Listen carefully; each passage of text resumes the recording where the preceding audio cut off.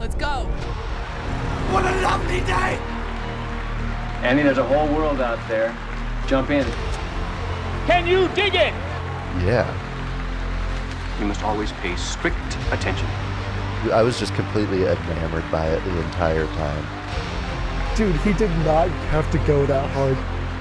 I know, man. Isn't it wild? The Jared Cast. So it begins. Everything, everywhere, all at once is today being reviewed by the Jareds on the Jared Cast. I am Jared. With me is my co-host, co-producer, Jared. How you doing today? I'm good. I am doing well, doing dandy.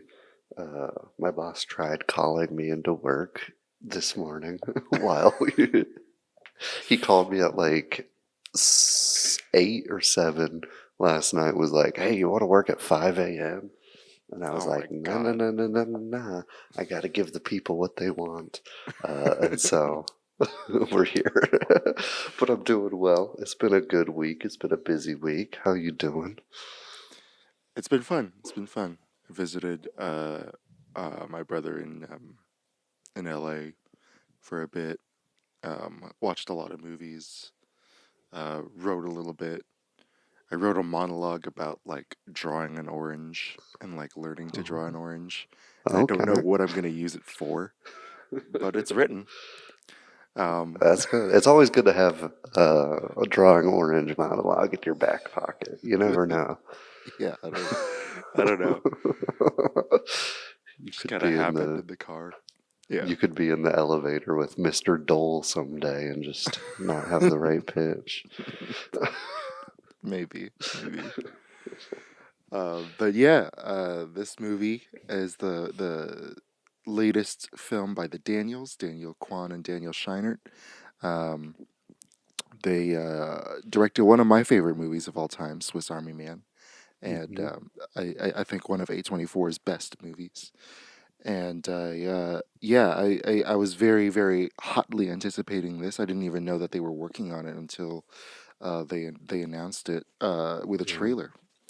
And the movie stars Michelle Yeoh and Ki Kwan, returning to the screen since for the first time since the 80s. Stephanie Hsu, Jamie Lee Curtis, and James Hong. I'm excited to get into it. But before that, we got a fun little top 5. We do. We're getting ourselves into a bit of a hairy situation. I hate myself. We're doing hairstyles. Favorite hairstyles in movies. None in this that made the cut, but they do got some good hair. Our main antagonist is dripping out of her goddamn mind in this movie. So we'll see if she made the list for you. Did not for me. Why don't you hit us with your number 5 though? What you got? My number 5 exists in 2 different versions actually. Because it's the same hairstyle, but like shown 20 years or 30 years later. It's Mr. Glass's asymmetrical afro from the movie Unbreakable and the movie Glass. It's kind of sort of a tie, but they're basically the same style. It's just that the second one has like a lot of gray in it, and it's really, really cool. Mr. Samuel L. Jackson, the king of wigs, in my opinion.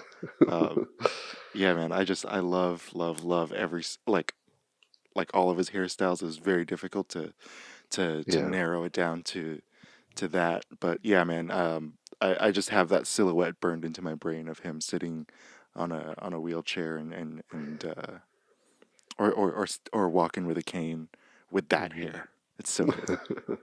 Yup. I still haven't seen Glass, and I probably won't. But Unbreakable's fantastic. Yes. My number 5, we're going old school right off the bat. I think, what movie did this, or what year did this movie come out? 1962. We're jumping way Ooh. back to Gregory Peck as Atticus Finch in To Kill a Mockingbird. His flow is just off the charts. It's just perfect. Yeah. For a white lawyer man, it is the ideal haircut. And he looks good in it, man. If I could pull this off, I would absolutely rock it. It's classy, it's looking good, and I like it. So it's number 5. Uh, my number 4 is a failure of mine to narrow things down because it's Samuel L. Jackson again. Uh, This it's is top 5 Sam Jackson haircuts. he has so many great ones. I almost did do that, but I did Yeah, not. This is the last one because it's just sure. so crazy, but still intimidating. It's Ordell Robbie's ponytail from Jackie Brown. Um, Oh, yeah. yeah, he's this guy with this drug dealer who like kills people, and he has a receding hairline, and he covers it up with a Kangol hat that he also uses to emphasize the rest of his outfits, or that he uses to reflect his moods. hmm Um, but yeah, like I never thought a guy with a ponytail and a braided beard, a braided goatee, would be intimidating, but somehow he is, and it's great. Yeah, yeah. A great pick. If you're going to pick 2 Sam Jackson looks, I think you fucking nailed it. Yeah. My number 4 is another haircut I wish I could pull off, but it will never ever happen. It's one that's kind of rugged, but looks fantastic. Caused a man crush for this guy for sure, and that is Oscar Isaac in Inside Llewyn Davis, with just A the rough kind of messy-ish, but still somehow kempt. It's great. It's fantastic. Um, it keeps his haste and his just like constantly moving and panicking type personality with an artist who's gotta look fly. And I think he hits both perfectly. And he's my number 4. amazing, amazing, amazing. Um, my number 3 is from still my favorite MCU movie, Guardians of the Galaxy. It's Gamora's hair.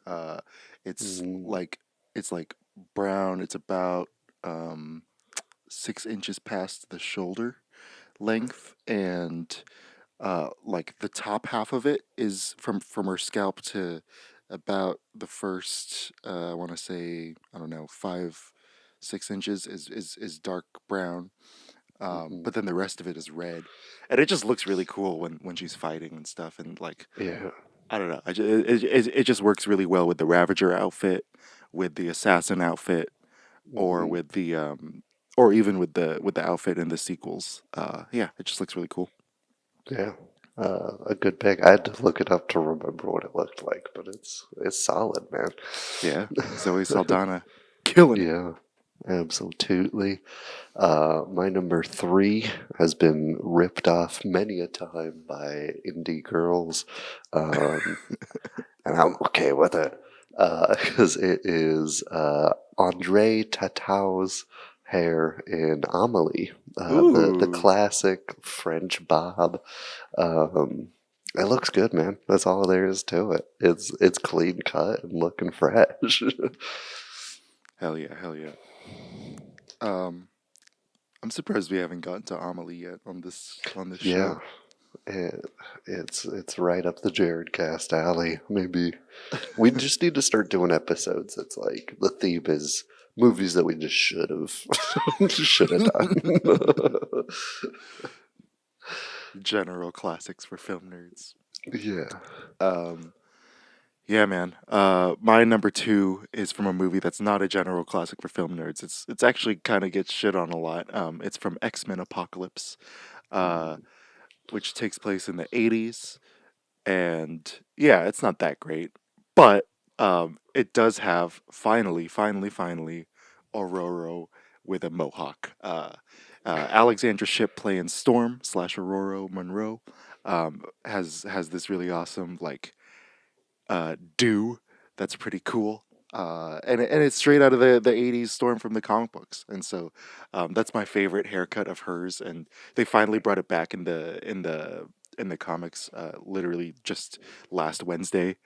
And so I'm very, very happy that whenever Storm has a mohawk, it's always a good comic or a good Hell movie. yeah.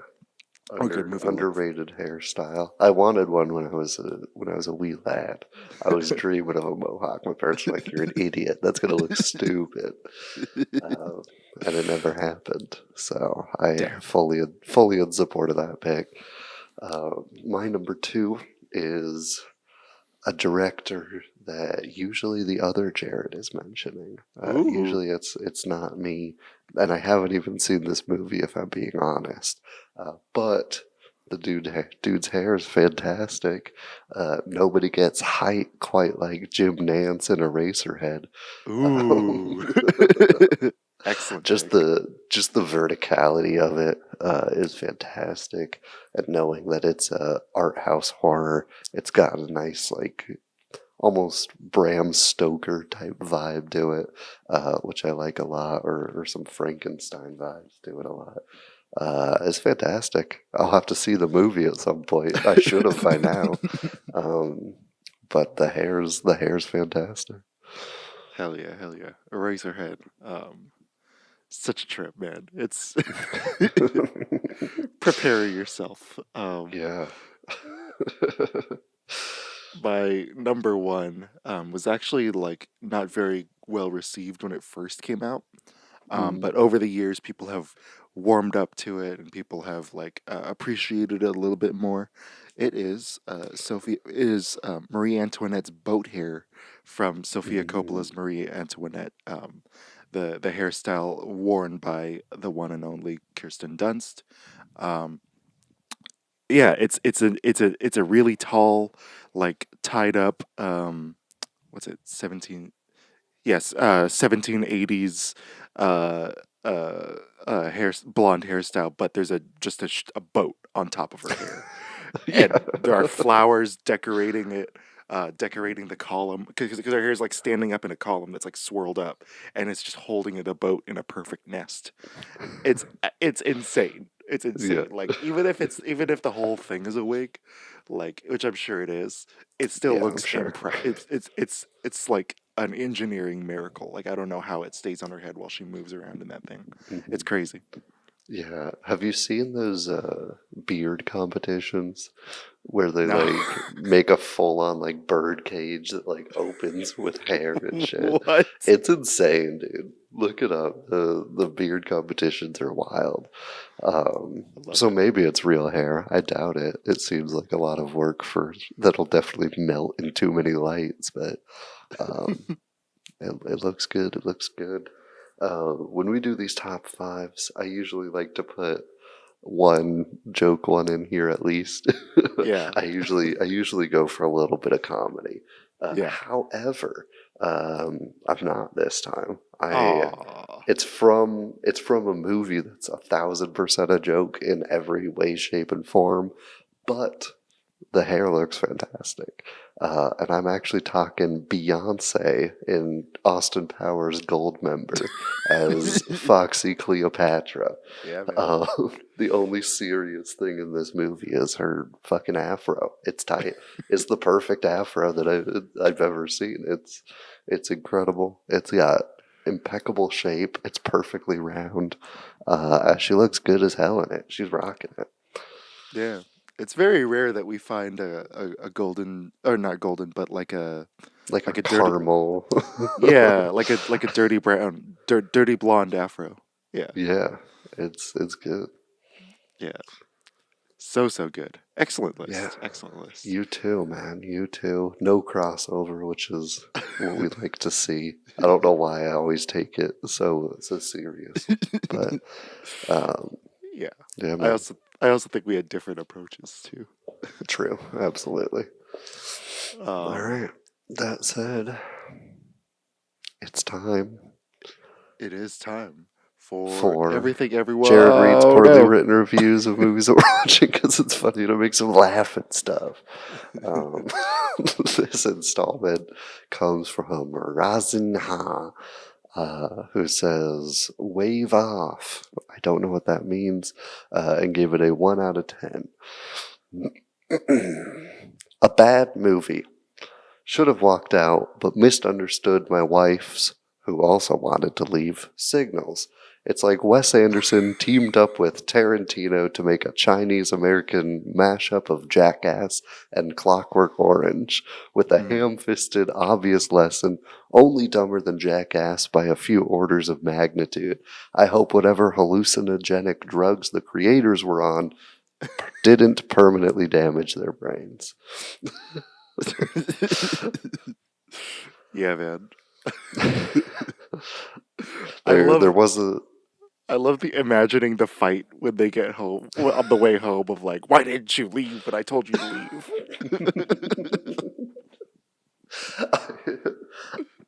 Name a more perfect sounding movie than Wes Anderson and Tarantino and Jackass and Clockwork Orange all mashed up. That's the perfect film. So good. So good. Oh, man. Yeah, everything, everywhere, all at once. It's a mouthful of a title. And it's a mouthful of a movie, man. There's so much that goes on screen. It follows a Chinese American immigrant named Evelyn, who's kind of struggling with her laundromat business, struggling with her marriage, struggling with her relationship with her daughter and her father. And all of a sudden, she discovers that she has the power to connect with other versions of herself throughout the multiverse, and needs to use that power to save all of existence. Yeah, man. I don't think it's any surprise to anybody, but I love this movie. I think this is the Yeah, this is the most Jared movie that could have ever been made. this is the gold standard, I think, of the year so far. I'm gonna measure up every other movie against this one that comes out. Even though I'm still very hotly anticipating the Bob's Burgers movie, what's it called? The Northman, and a couple others. This one definitely like made me feel better after 3 months of like that was cool. Yeah. Yeah. But yeah, man. I love that we get all these crazy ideas. That's what I love about the Daniels, or just Daniels, in in Swiss Army Man and in their short films. I've been a fan of theirs for years, and that's kind of their thing. Like they take really complex ideas, turn them into really complex visual and audio things, and ultimately provide a very simple, wholesome message. With Swiss Army Man, it's just like it's about friendship. It's about be who you are, without any regrets, and yeah. There's one called Pockets. I don't know if you've seen it. I won't. No. I won't say what the message of the movie is, but it's like it's basically the two of them. Both Daniels star in it, and they're fighting each other, and it's a world where every single pocket is a portal to another pocket. It's insane. Okay. It's insane. Yeah, I love that movie a lot. They have one called Ball. Yeah, this is kind of their wheelhouse that they've stuck themselves in, but I think this movie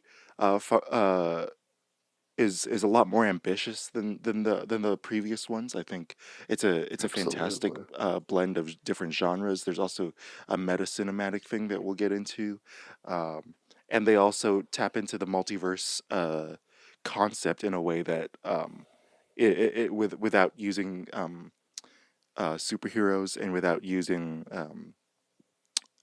any IP. It's all original. And I really, really appreciate that. I think all the actors are great in all versions of themselves. And yeah, this was, to me, at first, an easy 9.5. And then I watched it again, and I'm going to bump it up to a 9.7. Yeah. Yeah. Yeah. No surprise here. I also enjoyed the film. I'm a little weirdo, and this is right up my alley too. Um, I think it's gorgeous, man. It's striking in just the use of color and the action, and just visually, it's a beautiful film. The story of like the family struggle and just like isolating that and that storyline and that plot, you get a full complete beginning, middle, and end for that. You get a full complete beginning, middle, end for like the superhero esque type hero's journey type plot. Everything is also wrapped up super nicely for being such a chaotic and insane and off the rails type movie. The music is fantastic. The cinematography is fantastic. The art direction is fantastic. Pretty much everything in this entire movie is off the charts. It's incredibly creative. It's unique as all hell, and I absolutely love it. I think it's a insanely entertaining, heartfelt movie that's pretty much on par for me for Swiss Army Man. I think they're almost dead even. I don't remember. We haven't rated Swiss Army Man on the show, have we? We've talked about it. And we almost picked it for a trans theme we were thinking of, but I don't think we actually did it, did we? No, we did not. Okay. We talked then about we don't have any pressure to pick the same score. Yeah, we only mentioned it briefly when you made me do that A24 tier list thing. Oh yeah. Yeah. I forgot about that. I should make you do more tier lists. But I'm feeling a strong to decent 9.8 on this. Ooh, very Genuinely nice. walking out, I was like, this could be a 10 for me, but I got to rewatch it to make sure because it was in the moment. I was a little bit on drugs, and that was kind of perfect, honestly. And so I need to watch it without clouded judgment and enhancers. But incredible movie, man. I loved it. Hell yeah. Yeah, I want to for round 3. I want to try drinking during it, see what happens. Yeah. I don't know about slowing myself down though. Maybe I should. No, I'm just kidding. Snort a line every time she travels into the different multiverses. Yeah, it is pretty crazy. Like on the first watch, like reading the subtitles, and then like watching the visual style, and then like trying to catch the clues and the visual clues and stuff in the background. And then also trying to understand what the hell's going on. Like It was a lot to take in, man. yeah, this like experience is what I feel like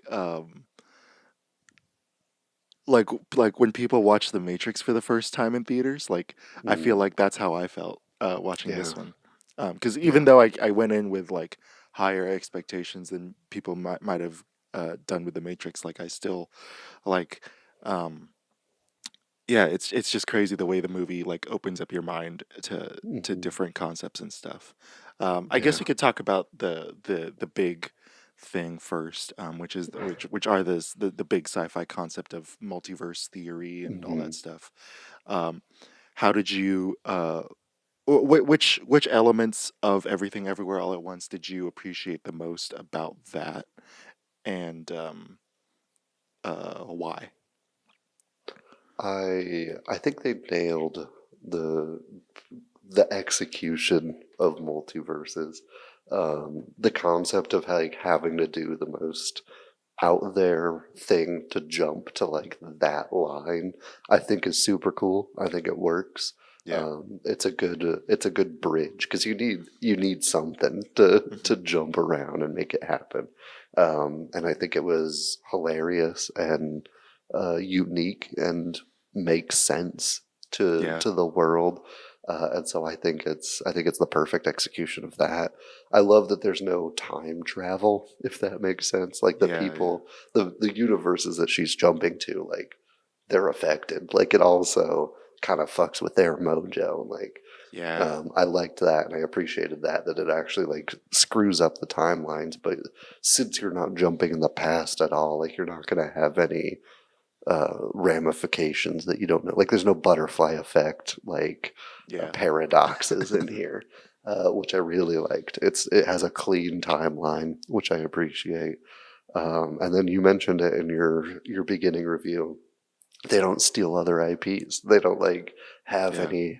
any like nudge nudge wink wink. It's not Ready Player One or Space Jam with it, and I loved that Yeah. because it so easily could have been, and they probably could have gotten licensed to like other shit or like even put a Swiss Army Man reference or their other. I think I made you watch it actually, the interactive like multiverse film where the couple's fighting that they did, and you like control and you like jump around Oh, or yeah, yeah, something. yeah, yeah. Could have thrown a reference to that tiny short film that 4 people saw. Yeah. But they didn't, and they kept it original, contained in the world wholly, and I loved that. I think it's the perfect way to do it. It turns it from like, oh, do you remember when the fucking DeLorean was in it, to that was insane. Why do these people have hot dog fingers?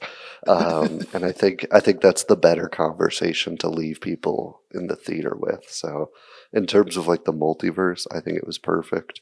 The only thing that was kind of confusing was like the device that allows them to jump.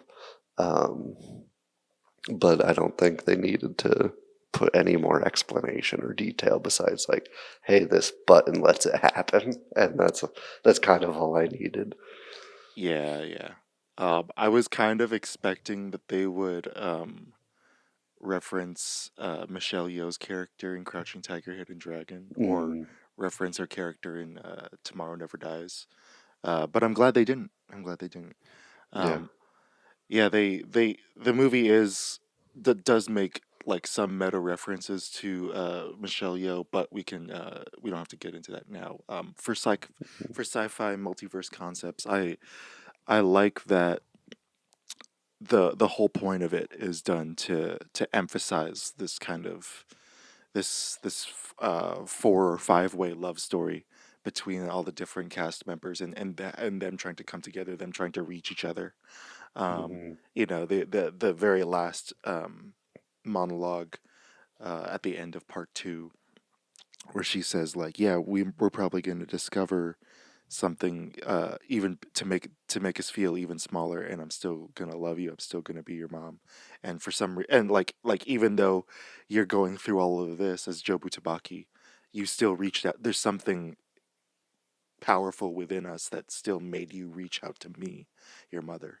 I love that. I think sci-fi is at its best when it explores concepts about being explores ideas about being human and about what makes us human, and why our why life on this planet, in this world and in any other world, matters.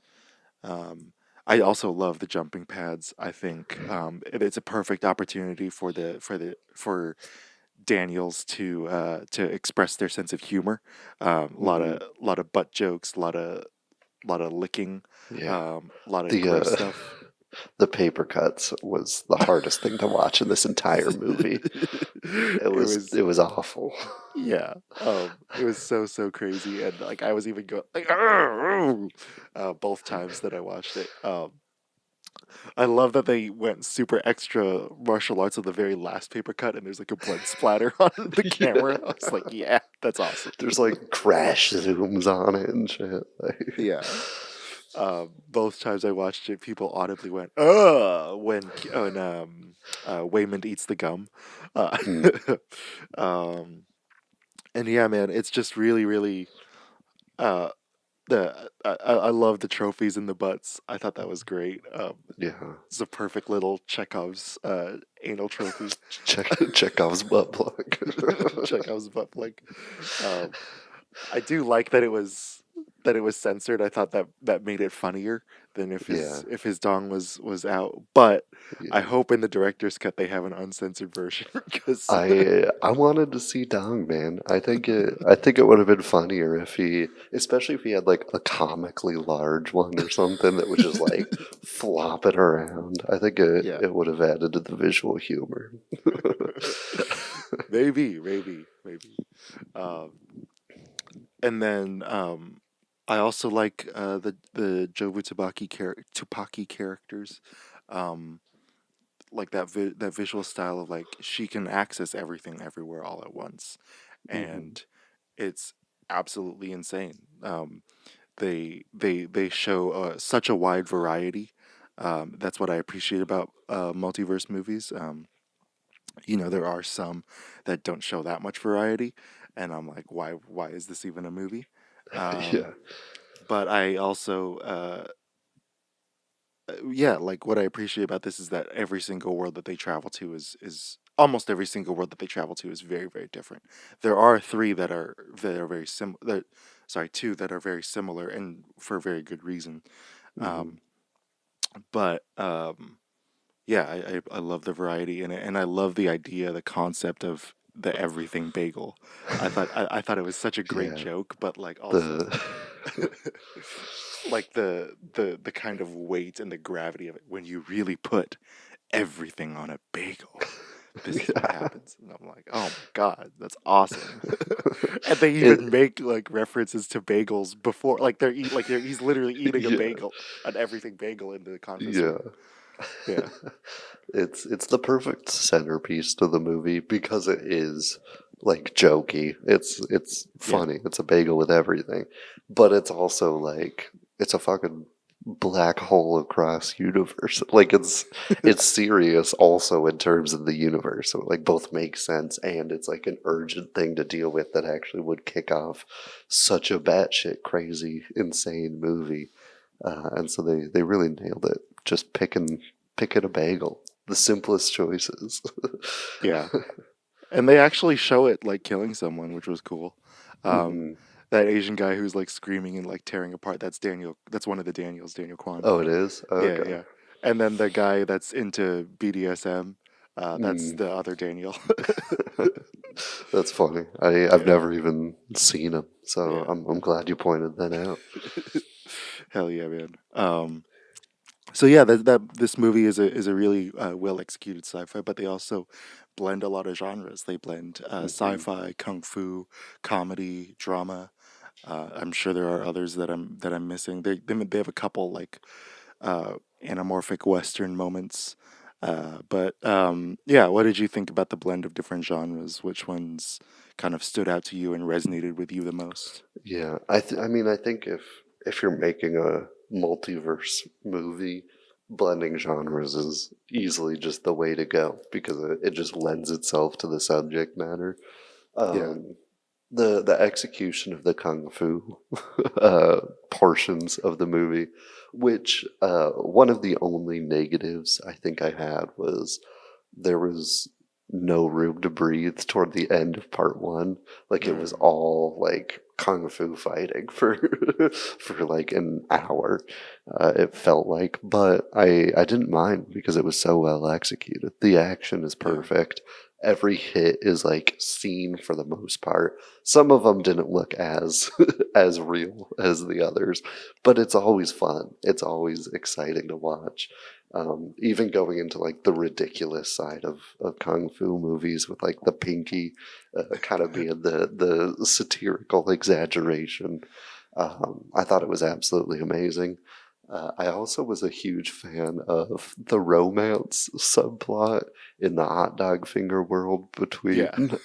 Evelyn and Deidre. Deirdre, whose last name is on IMDb and it's insane.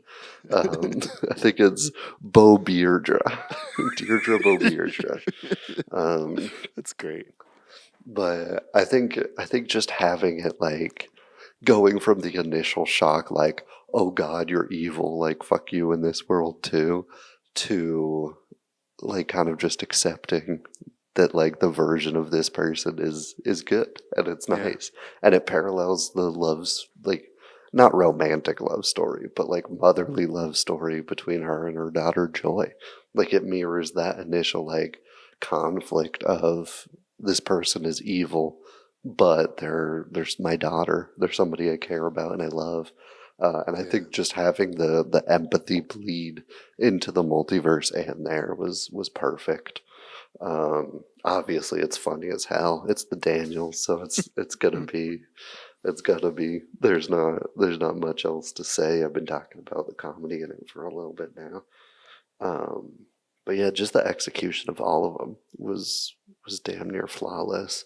Albeit like most of it was in short bursts. Obviously, like the comedy and the action slash kung fu were like the biggest. But like I think they did every single one they attempted justice. Honestly, Yeah, yeah.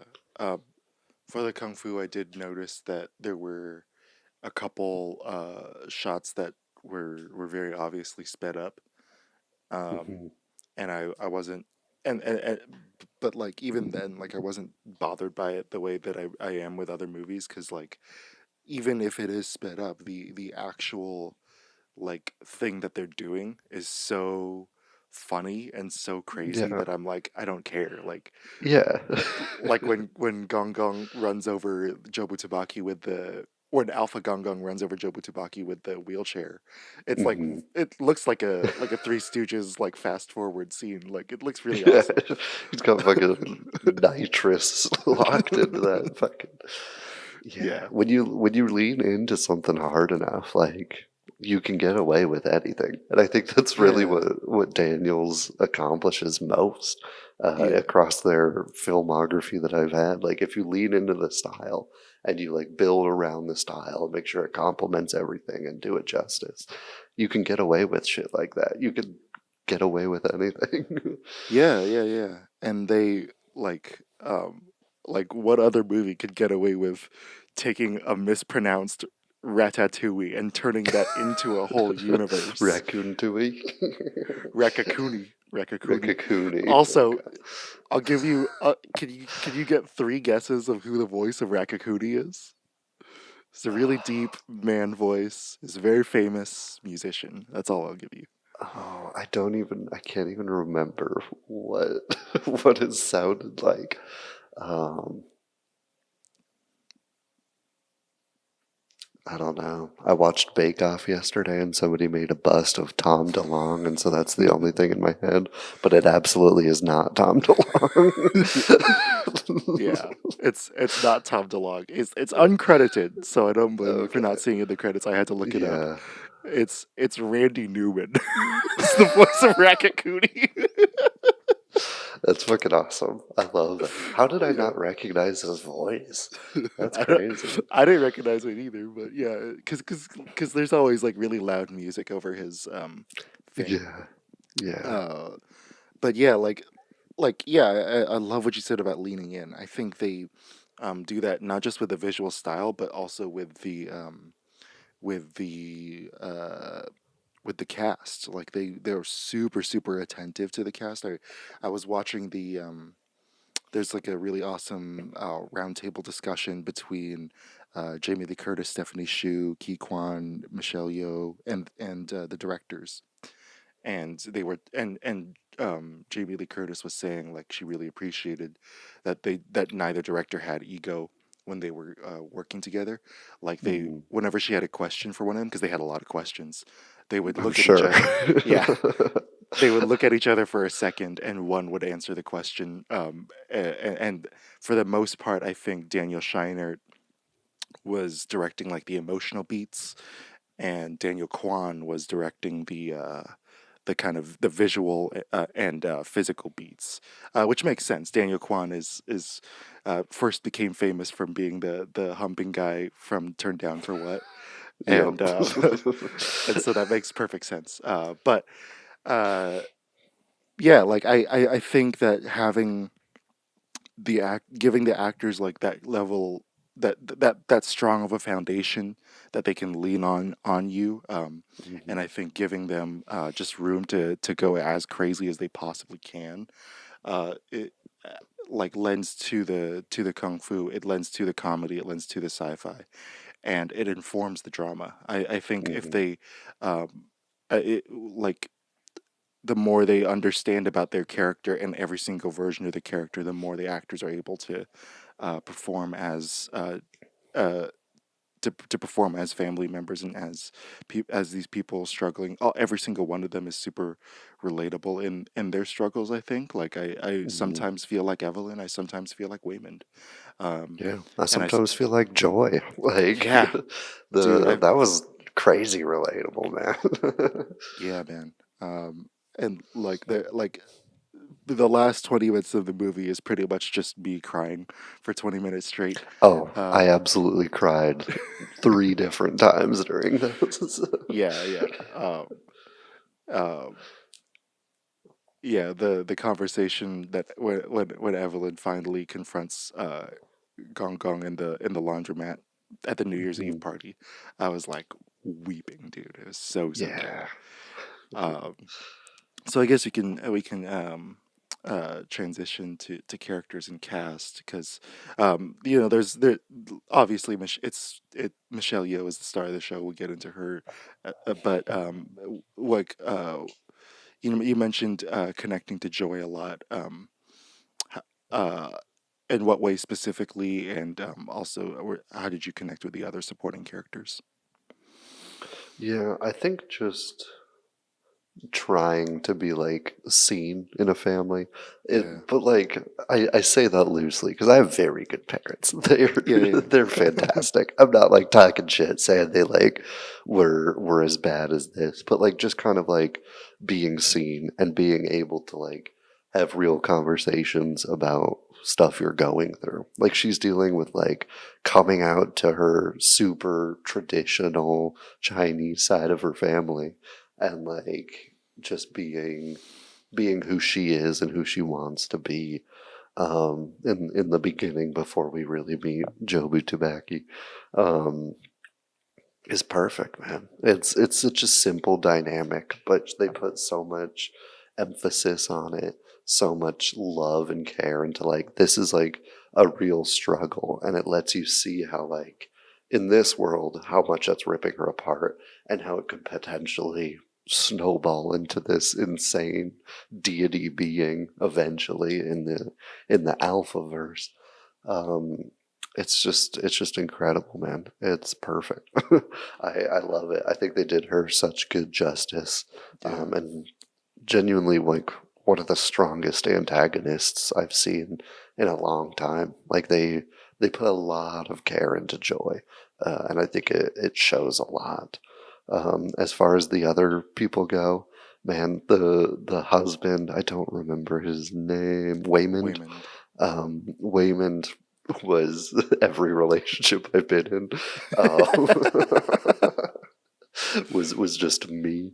Um, it was weird when they were like kind of going through like resolving the marriage conflict.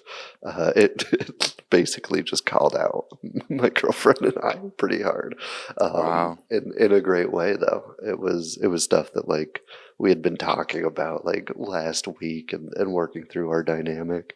Um, but it was great to see. I love that he wasn't spineless the whole time. Right. He's the fucking hero, man. He's the real MVP of the story.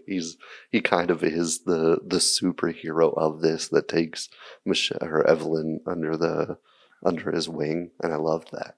Um, Gong Gong, um, I didn't have a ton of connection with because the way white people and Asian people treat their older family is completely different.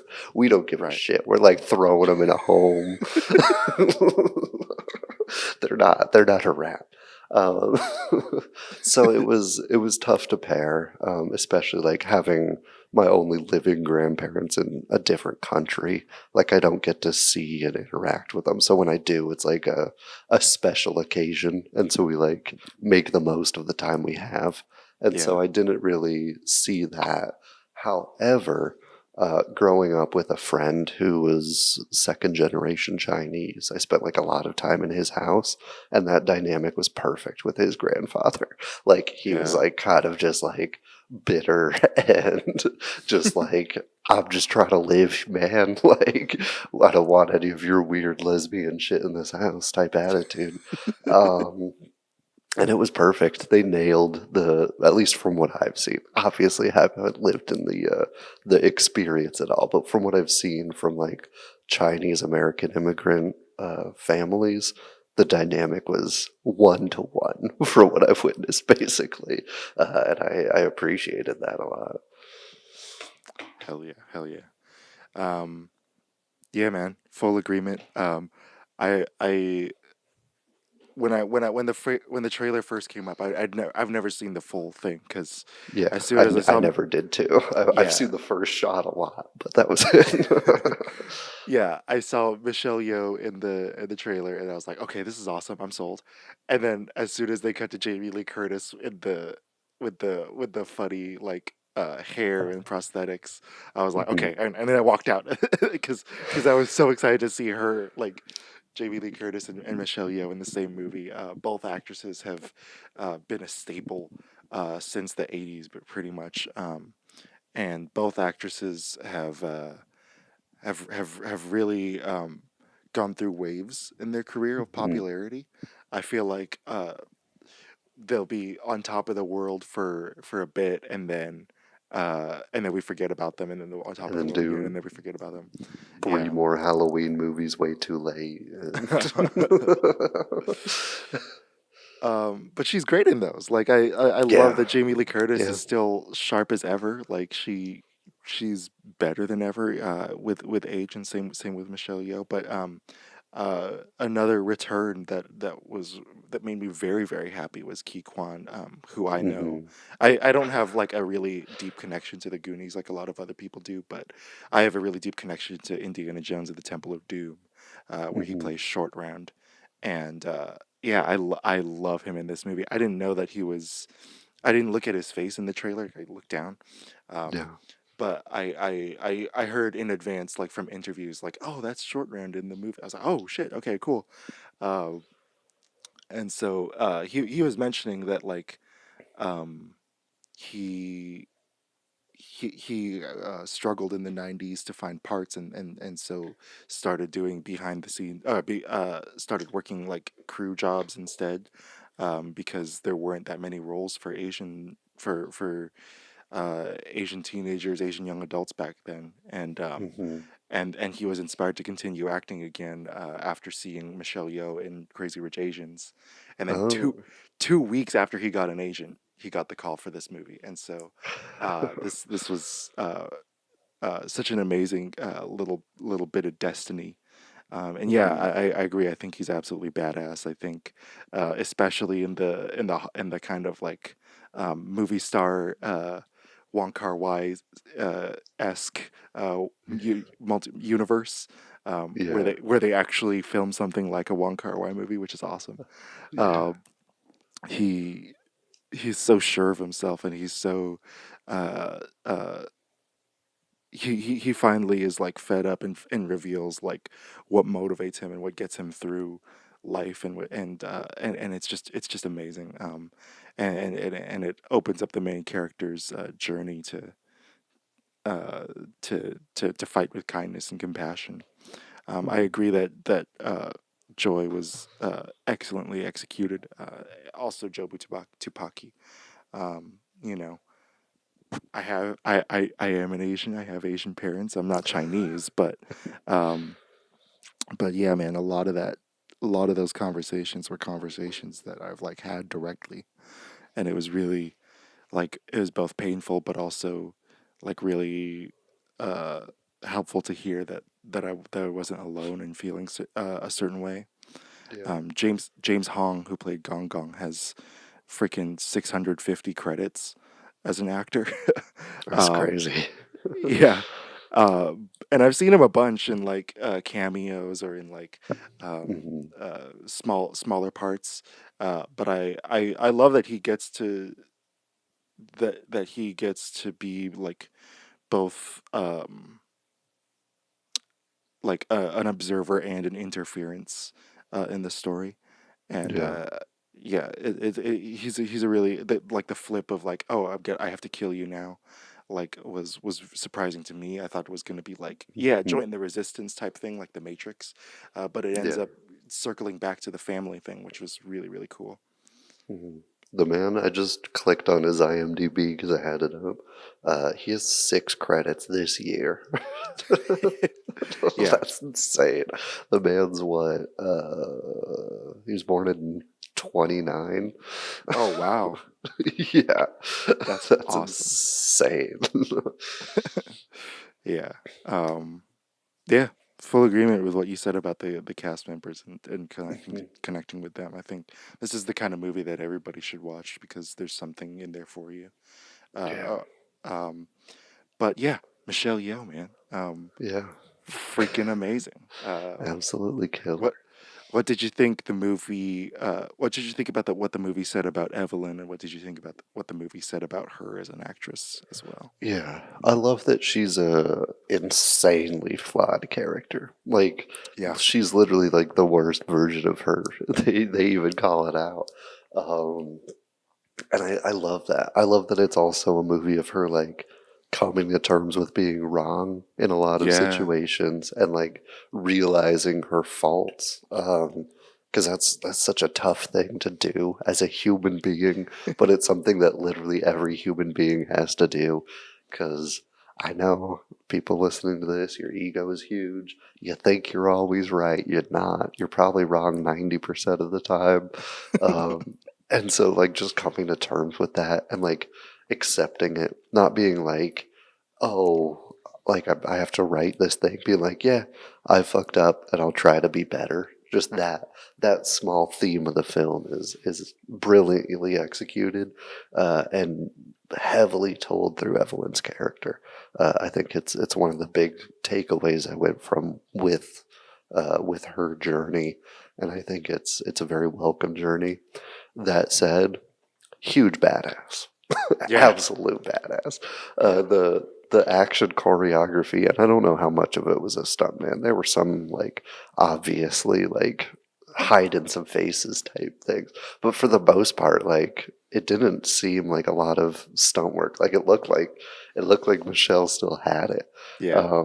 and I love that. She's absolutely badass. The action sequences and jumping between the two, like even the initial confusion, and then just jumping to somewhere, and it's like a fucking chef at a Benihana, and like using that in the choreography was incredible. Just like being able to combine the randomness of her jumps with the kung fu background that she has as an actress and as a character was perfect. I think she was absolutely incredible the whole movie, and I want more Michelle Yeoh in my life.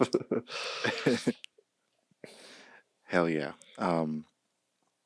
Yeah, she's been in action movies for forever, man. She got her first major start in Hong Kong with Jackie Chan in Police Story 3, where she like Mhm. almost died twice because of the stunts. Like there's one stunt Damn. where she um, lands a motorcycle onto a train and almost falls off the train and then there's another one where they're in a car and she falls out of the car and she falls badly Yeah, it's not like the tuck and roll classic. well, it's like she slipped and went out head first, and Jackie Oh Chan shit. barely like you could see in the end credits like they have like the failed stunts, and Jackie Chan like grabs her arm and like doesn't like he doesn't catch her all the way, but it like stops her But flip, so she lands on mhm. her side instead of on her head. It's, Yeah. it's What crazy. a Jackie, what a legend. Yeah. Like being able to recognize like that's not how that's supposed to look. Yeah, yeah. And she says to this day, like that probably saved her life. She had that one. She kind of became famous first in Tomorrow Never Dies, playing Mhm. a Bond girl in Pierce Brosnan's run. And but where I know her from is from Crouching Tiger, Hidden Dragon, which Yeah, is just one of same. the best. Yeah, one of the Just greatest one of the movies best. ever. Yeah, greatest pieces of cinema ever. And her character, as I've gotten older, it became my favorite. Such an amazing performance, and then she recently experienced another surge in popularity after playing the overbearing mom in Crazy Rich Asians, where people got to see her drama chops, Yeah. and Still haven't seen it. I should. it's But it's good. It's yeah, I haven't heard like amazing things. One of the first reviews I heard of it was like, "This is the greatest movie for diversity because it shows that Asian people make terrible movies too," which is it's great. it's not a terrible movie. You just got to really be in the rom-com mood for it. Yeah, yeah. Yeah. Someday I'll get around to it. Yeah. Yeah, it's um an interesting movie. But I Mhm. think what's even more interesting about this movie is that it doesn't just it's not just about Evelyn unlocking her full potential. This movie unlocks Michelle Yeoh's full potential. And Absolutely. she said that when she received the script, she actually started crying reading it because she's like, finally, somebody understands what I can do. And Mhm. and I think I think this is her best performance so far. I'm very excited to see her in the Witcher prequel, but um, yeah, man, this is the um, I think the only time they used a stunt person was in flipping the shield, or and but even then, like she's in a lot of those shots, and Yeah. then um they mentioned Jamie Lee Curtis mentioned that she was on set watching because she's like, there's always something to learn, and now there's like a billion things to learn when the Daniels are directing, and she Mhm. was saying like the for the when she discovers the feet kung fu, um she's Michelle's straddling her stunt double, and her stunt double is using the feet while she's while she's got the two hands with Yeah. Jamie Lee Curtis. Yeah, it's crazy. It's crazy, That's crazy. awesome. I do Um, love that that universe had that. Like she played piano like fucking beautifully with her feet and shit. Like it's because yeah, they got this far. They had to adapt somehow. Like it makes sense. It's hilarious. yeah, they briefly, I caught it. They briefly like foreshadow it when they show Jamie Lee Curtis walking away and crying. She's not walking; she's hopping on one foot because she has to have one foot free to do other things. That's awesome. I didn't notice that. Yeah. This movie has a lot of like great foreshadowing and stuff Mhm. like that. Like Yeah, that's why I want to rewatch so much because you can tell, like you can tell that it's gonna be that kind of moody movie that's like self-referential and shit. But I yeah. did not pick up on nearly as many as I wanted. It's all good. It's all good. I didn't either the first time. I noticed that the the conversation by the car uh, when she's leaving when Joy is leaving the laundromat, she says, you know, you're getting fat. You need to eat you need to eat better. And then they have that almost the same exact blocking in the very Mm, end when she has that conversation with Jobu, and and she says the same exact thing, but then has more to say because she's learned more as a character. Um, yeah, that was yeah, maybe the biggest one to me.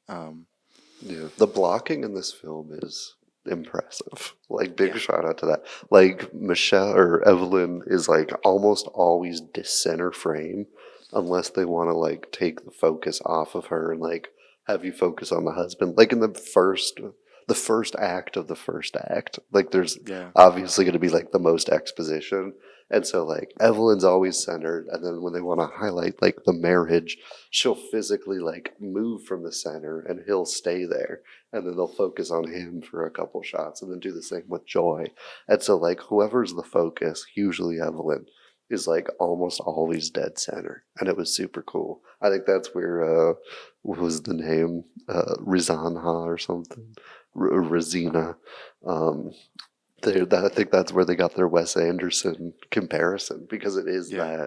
that like a little too much headroom, face dead center of frame type cinematography, but it works super well for drama and the action parts because you actually see everything. Hell yeah. Hell yeah. Yeah, man, for both the cinematography and the editing, they do things that I didn't even think were possible. Yeah, Um, they effortlessly pull off like different transitions, like and random CGI moments, especially with Jobu Tupaki. Um, I love one of my favorite shots in the movie is just her kind of tapping on the yeah. cubicle dividers, and all her fingernails are changing different colors and different times. Mhm. Amazing, amazing. Absolutely fantastic. The whole like production design around Jobu was super inventive and Yeah, fantastic. Just like the props switching out, like her wardrobe is batshit insane in the best way. yeah, And it just fits her like chaotic pop star type personality, I guess would be yeah, the best connection. yeah. I love how like over the top the cult of the bagel is with their. Yeah. It's so good. Yeah, Jamie Lee Curtis screaming, "Why the fuck did you staple my forehead?" when when she snaps back. Yeah, yeah, man. It's so good.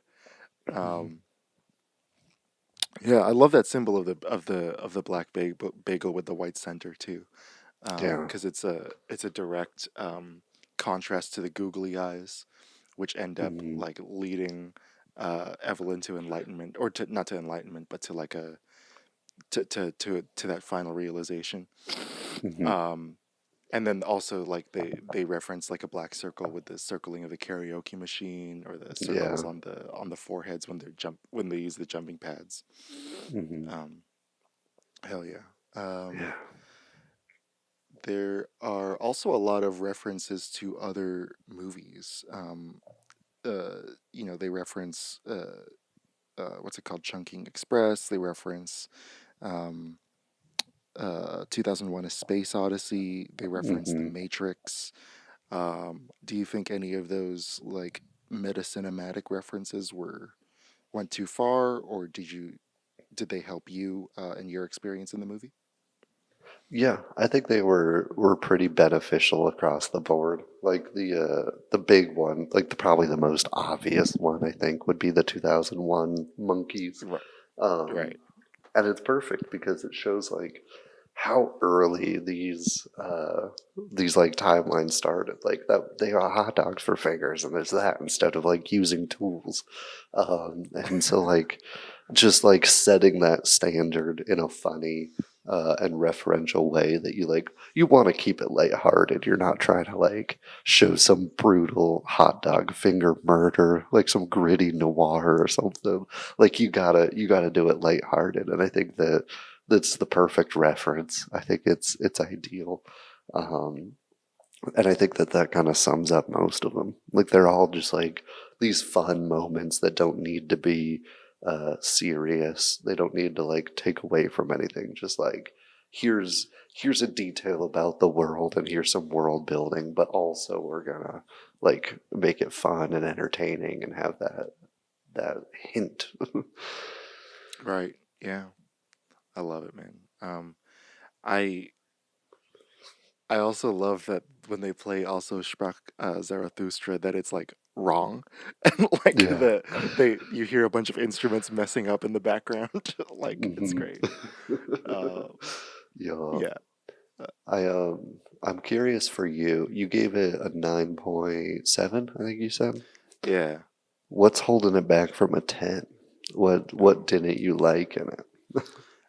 I feel like I just need to see it more times. Like I feel like Yeah. it got high. It jumped 2 points or point two for me when I watched it the second time. I'm gonna watch Hmm. it 4 times. So we'll see. It'll probably eventually reach a 10. Um, but yeah, I don't know. Like there were just a couple shots that I was like nitpicky about Hmm. in the fighting. Um, there was I felt the first time that they were trying too hard to lean into the Matrix a bit, but of course that changes at the end of the second act. So Yeah. like that was so I don't hold that against the movie that much. I let's see. Yeah, I don't know. It was just Yeah, kind I of was an just impressive curious score. if there was something that like stood out to you. Like I think in my review I mentioned the like not having room to breathe Yeah, too early in the movie. I think they could have benefited from like a little more of those emotional beats, kind of breaking up toward the end of the first part because it is such a like you're setting the foundation for the emotion for the rest of your movie, and they bring it back in a fantastic way. Like the emotional weight of like the end of the second and third act is off the charts. yeah. It gets you welling up. But I was just curious if there were anything that jumped out at you. Um, Not really. Yeah, it was mostly Yeah, just that's nitpicks good. with the yeah. It was mostly just nitpicks with the action because I'm like Mhm. I'm a snob when it comes to Yeah. that. Like, why isn't it like the raid? And like, Everything needs to be John Wick. no, I do appreciate their approach to action, and Mhm. there were just a couple hits that I didn't see, or were too quick, or too shaky, or too sped up. Yeah, or like they hit somebody's chest with their back to the camera happened a couple of times, and I'm like, all right, like we know that's they're not even trying on that one, which Mm, is fine. The action sequences in this is yeah, insane and like nonstop for like 45 minutes of the 2.5 hour runtime, basically. So I yeah, yeah. don't fault them for having a couple that seemed a little easier to do. Yeah, and they really make up for it with the last fight scene where she's fighting using kung fu to show compassion. I thought that Mhm. was just an amazing Yeah. sequence. Um, yeah, that was kind of that was pretty much the only thing holding it back for me. Hmm. There might have been something else, but I forgot to write it down. That's Um, fine. Favorite scenes? I'm down. Go for You it. want to go first? I feel like I always go first for favorite scenes, but I can. I just always feel like I'm taking yours. um, Uh, I fucking the whole movie, man. Can I just say that the whole thing? I loved the like initial discovery moments. I think were happened very well. Having Alpha, I keep forgetting the husband's name. I gotta keep going Waymond. back to Waymond, Alpha Waymond, like explaining everything. I thought that the whole scene at the DMV was, or not the DMV, the IRS, but has big DMV energy. Yeah. I would love to see Jamie Lee Curtis as a DMV agent coming soon. Um, at the IRS, I think was fantastic. Um, I loved the hot dog finger breakup that I've mentioned. I think that's where they also play the piano at the feet. Big fan of that. Um, Jobu, almost a little too obviously outlaying her motivations. I think in part two, probably later in part two, when she's revealing the donut to Evelyn, being like, when you've seen and done everything, you realize like nothing matters. I think that monologue was incredible and a great peak for the character. Yeah. I think her entire performance in that character deserves extra shout out. Yeah. Playing like such drastically different versions of Joy and Jobu. The range of that she has in this movie is incredible. Um, the the like kind of freak out in the laundromat during the party is fantastic. Where like Wayman just like makes everything fine out of nowhere. A So big good. fan of that. It was super heartfelt, and it really let Evelyn's character see the worth that he had this entire time that she was just blind to. Um, every action scene. Yeah, like genuinely, the whole movie was just so much fun that like I'll just go on endlessly listing every scene in the movie. What stood out to you? Yeah, I agree. Like I was either pumping my fist or crying, Yeah, literally every time. or both. Yeah. Um, yeah. Let's see. I love the introduction of Jobu when she kills the two guys in like really, or the three guys in really creative ways. Mhm. Um, I was like, what is going on, man? I didn't know. Like she turns someone into confetti, and then she also she like turns someone into like a banana dancing Spanish lady, and then uses him as a human shield. Yeah. Like it's insane. It's insane. And every time her outfit changes. Hmm. Yeah, that was so good. All the costumes were in camera too.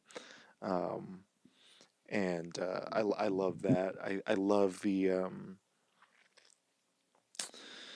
the cutting between Waymond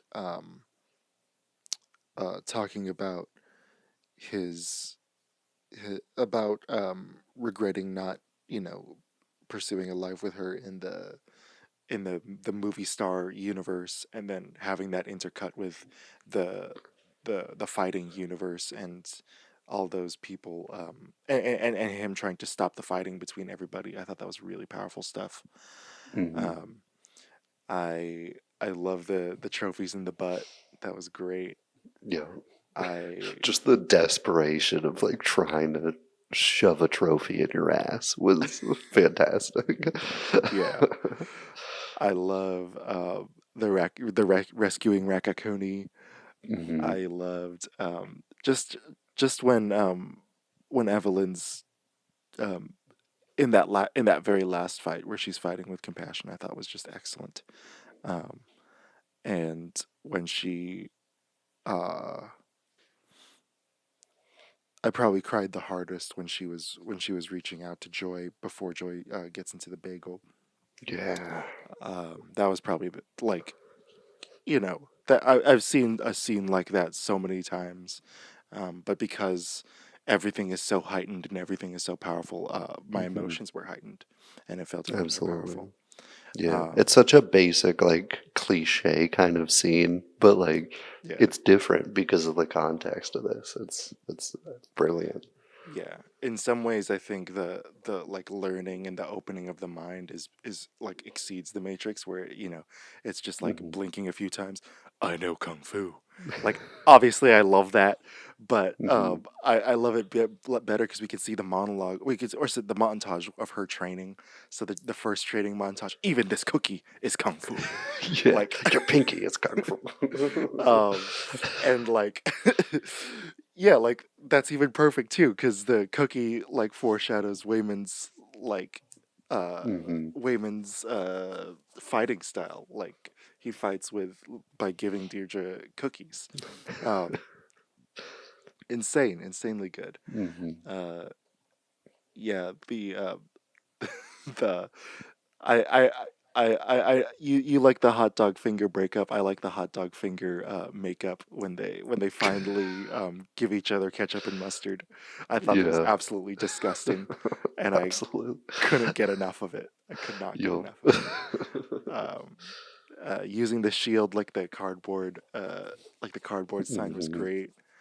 Yeah. Um, The fighting's just so inventive, having like just yeah, random worlds jump into.